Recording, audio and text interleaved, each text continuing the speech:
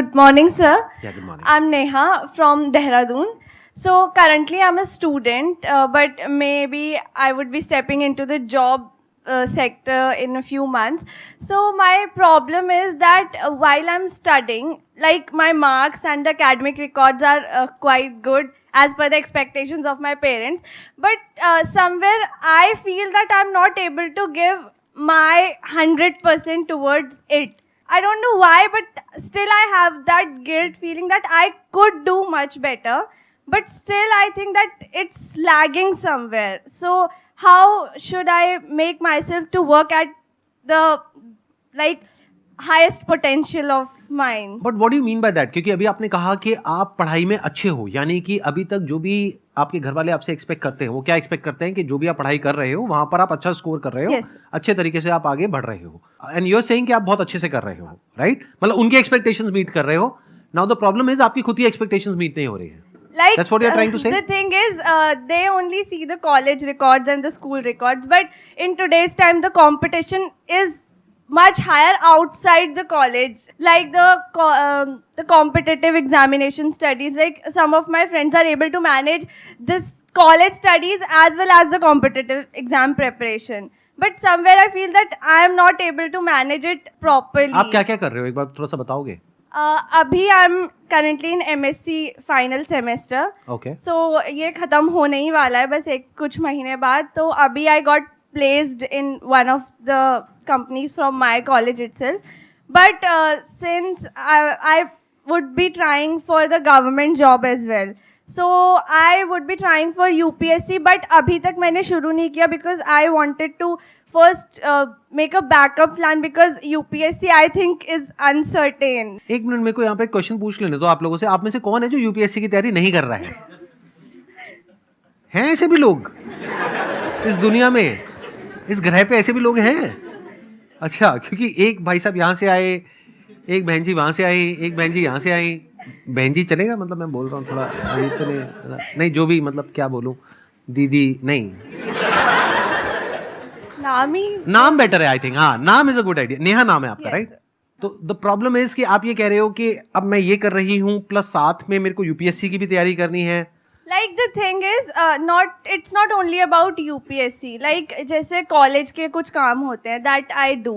But मुझे लगता है कि मुझे उसके साथ कुछ और चीज़ें भी करनी है जिसके लिए मैं टाइम नहीं निकाल पाती हूँ. Like staying in Delhi alone requires a lot of work because I cook myself. So वो भी, और फिर हाउस होल्ड कोर्स. तो मतलब मुझे ऐसा लगता है कि मैं थोड़ा सा ना उन चीज़ों को थोड़ा ज़्यादा टाइम दे देती हूँ जो कि मैं अपने स्टडीज़ में और डिवोट कर सकती हूँ, पर वो थोड़ा मैनेज मुझे लगता है कहीं लैग हो रहा है.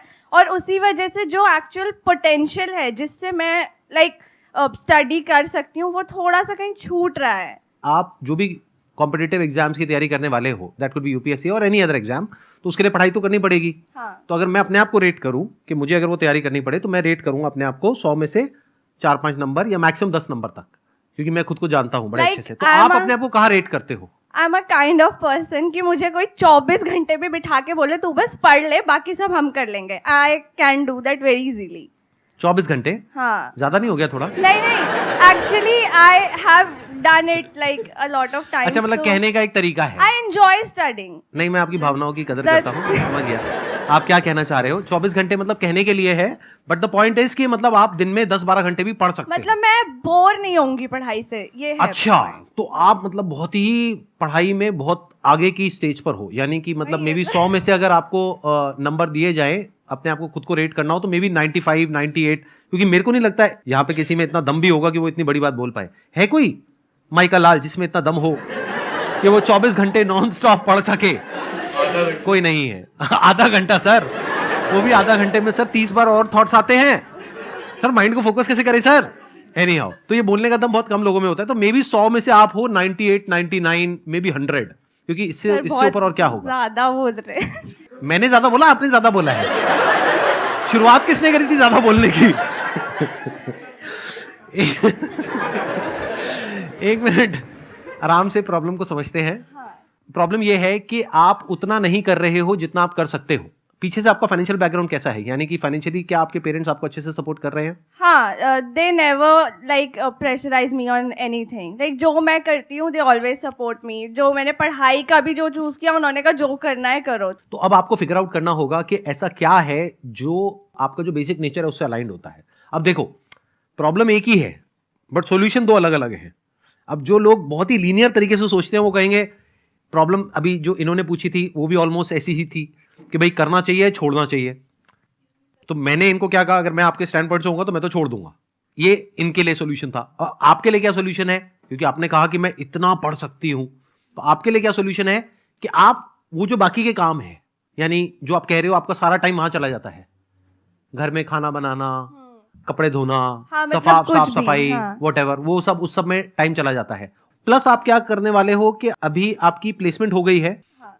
जैसे ही आपकी जॉब शुरू होगी तो आपका सारा टाइम वहां चला जाएगा। हाँ, बट द थिंग इज कि स्टक नहीं रहना है ना उसी जॉब में भी, लाइक थोड़ा आगे के लिए भी कुछ। I was about to say that. तो मैं अगर आपकी जगह होऊंगा तो मैं क्या करूंगा, जस्ट एज एन एग्जाम्पल, या अगर मान लेते हैं कि मैं करियर काउंसलर हूं और मैं आपको गाइड कर रहा हूं कि क्या करना चाहिए, तो मैं क्या करूंगा, पहले आपके फाइनेंशियल बैकग्राउंड को देखूंगा कि आपके पेरेंट्स के पास में कितना पैसा है, क्योंकि पीछे से पेरेंट्स आपको सपोर्ट कर रहे हैं। तो अगर पेरेंट्स आपके फाइनेंशियली वेल ऑफ है, यानी वो अगले 2 साल तक 3 साल तक आपका खर्चा उठा सकते हैं, तो उनको बहुत अच्छी रिटर्न मिल सकती है। इन अदर वर्ड्स कि अगर आप अगले 2-3 साल तक लग करके किसी अच्छी जॉब के लिए तैयारी करते हैं, जहां पर के अच्छा हाई पेइंग आपको जॉब मिल जाएगी, जो आपको लगता है कि आपके लिए ज्यादा एफर्टलेस है, जिसमें एफर्टलेसली आपका ध्यान लग जाता है। कुछ सब्जेक्ट्स ऐसे होंगे जहां पे आपको बहुत एफर्ट लगाना पड़ता है, मान लेते हैं मैथ्स में बहुत एफर्ट लगाना पड़ता है, बट ऐसे कुछ सब्जेक्ट्स हैं, फिजिक्स है, केमिस्ट्री है, वहां पे ध्यान एकदम से लग जाता है। तो जहां पे ध्यान लग जाता है, ऐसे जो सब्जेक्ट्स हैं उससे रिलेटेड जो करियर ऑप्शंस हैं, और जहां पे फ्यूचर पोटेंशियल बहुत अच्छा है, जहां पे आपको ये पता है कि अगर मैं 2 साल तक 24 घंटे ना सही दिन में 12 घंटे भी पढ़ाई करूंगी तो 2 साल बाद मैं ये क्रैक कर लूंगी, और उसकी श्योरिटी बहुत ज्यादा है। सुनना, ध्यान से सुनना, क्योंकि अगर श्योरिटी कम है तो मैं ऐसे करियर में नहीं जाऊंगा। मतलब आप ये कहते हो कि मैं दिन में 12 घंटे पढ़ाई करूंगी, लेकिन आई एम नॉट श्योर कि 2 साल बाद मेरा होगा या नहीं होगा, तो I will not go in that career. I will go in a career जहां पे आई एम ऑलमोस्ट 100% श्योर। तो रिस्क जीरो हो गया, पेरेंट्स के लिए भी, आपके लिए भी। तो फिर मैं अपने पेरेंट्स से बैठ करके आराम से बात करूंगा कि भाई ऐसा कुछ मैं सोच रहा हूं कि अगले 2 साल में ये पॉसिबल है, तो मैं जॉब नहीं करूंगा। अभी सुनने में थोड़ा अजीब लगेगा आपको, क्योंकि आपकी प्लेसमेंट हो गई है, राइट? तो मैं जॉब के लिए मना कर दूंगा। अपनी पढ़ाई जो भी एमएससी है उसको खत्म करके, लास्ट सेम है उसको खत्म करके, मैं अपना पूरा फोकस डालूंगा अगले 2 साल के लिए, अपने पेरेंट्स से डिस्कस करके कोई ऐसी एग्जामिनेशन को क्रैक करने में जिसकी क्रैक होने की पॉसिबिलिटी बहुत ज्यादा है, जहां पे कंपटीशन कंपैरेटिवली कम है, जहां पे ज्यादा लोग नहीं जाते हैं। ऐसे किसी एग्जामिनेशन में मैं नहीं जाऊंगा जहां पे सब लोग जा रहे हैं, जिसके बारे में सबको पता है। मे भी कोई ऐसी फील्ड चूज करूंगा जिसके बारे में बहुत कम लोगों को पता है। हो सकता है इंटरनेशनली कुछ ऐसा हो जहां पे स्कॉलरशिप्स मिलती हो, तो मैं उधर अपना एफर्ट लगाऊंगा। जहां पे मेरे को एक बड़ी स्कॉलरशिप मिल जाए, या कुछ बड़ा होने की पॉसिबिलिटी बहुत ज्यादा हो, जहां पे बहुत कम लोग जाते हैं, क्योंकि वो सोचते ही नहीं है इतना बड़ा। तो मैं कहीं ऐसी किसी जगह पे जाऊंगा जहां पे मुझे ग्रांट मिल जाए, स्कॉलरशिप मिल जाए, और थोड़ा सा पेरेंट्स से सपोर्ट मिल जाए, और फिर मैं वहां पे से एक क्वालिफिकेशन को ले करके, डिग्री को या डिप्लोमा को ले करके, then I will start doing something big. तो 2 साल बाद जो मैं कर रहा होऊंगा वो उससे बहुत बड़ा होगा, जो अभी अगर मैं अपने 2 साल निकाल देता हूं घर के काम करने में या फिर एक जॉब करने में। क्योंकि अभी अगर आपको प्लेसमेंट लगी भी है तो मान लेते हैं कि एक्स अमाउंट आपको मिल रहा है, बट अगर 2 साल बाद आप एक क्वालिफिकेशन ले लेते हो, जो आपके लिए लेना मुश्किल नहीं है, क्योंकि 100 में से अगर रेटिंग देखी जाए आपकी इन टर्म्स ऑफ जो भी उसको तैयारी करने के लिए वो चाहिए, आपको जो स्किल्स चाहिए, जो बेसिक नेचर चाहिए, वो आपके पास में है। तो अगर आप पूरा एफर्ट वहां लगाते हो 2 साल तक, और वो नहीं हुआ तो उसका बैकअप प्लान भी तैयार है कि अगर ये नहीं हुआ तो यहां हो जाएगा, ये नहीं हुआ तो यहां हो जाएगा, ये नहीं हुआ तो यहां हो जाएगा, बट ये उससे 5 गुना या 10 गुना बड़ा है जो अभी हो रहा है। तो मैं जो अभी छोटा कुछ है मेरी लाइफ में उसको सेक्रीफाइस कर दूंगा कुछ बड़ा अचीव करने के लिए। देखना, ध्यान से समझना। जैसे फॉर एग्जाम्पल, हम सबके पास में एक चीज है जो लिमिटेड है, बल्कि 2 चीजें हैं, एक टाइम और एक पैसा। ये 2 चीजें हम सबके पास में लिमिटेड है। चाहे दुनिया का सबसे अमीर आदमी भी हो, उसके पास भी लिमिटेड है, वो पूरी दुनिया तो नहीं खरीद सकता ना। और दुनिया के सबसे अमीर आदमी से सबसे नीचे आने में क्या देर लगती है? कुछ ही दिन लगते हैं। हंस क्यों रहे हो? समझ आ गया क्या? अच्छा, नहीं, मैं चाहता नहीं था कि आपको समझ आए, बट ठीक है, आ गया तो कोई बात नहीं। तो 2 चीजें हैं जो हम सबके पास में लिमिटेड है, चाहे मैं हूं, चाहे आप हो, चाहे कोई भी है, कोई भी इंसान है इस पूरी दुनिया में, टाइम और पैसा। तो इसको बड़े समझदारी से इन्वेस्ट करना होता है, टाइम को भी और पैसे को भी।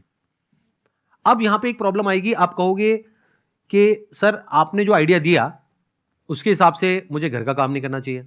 तो घर का काम कौन करेगा? आप। मतलब आपके घर का काम तो करना ही है, तो वो कौन करेगा?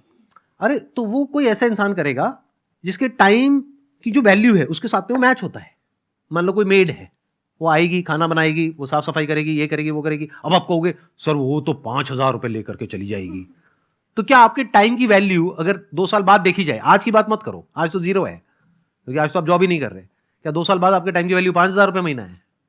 तो क्यों कर रहे हो वो काम? समझे?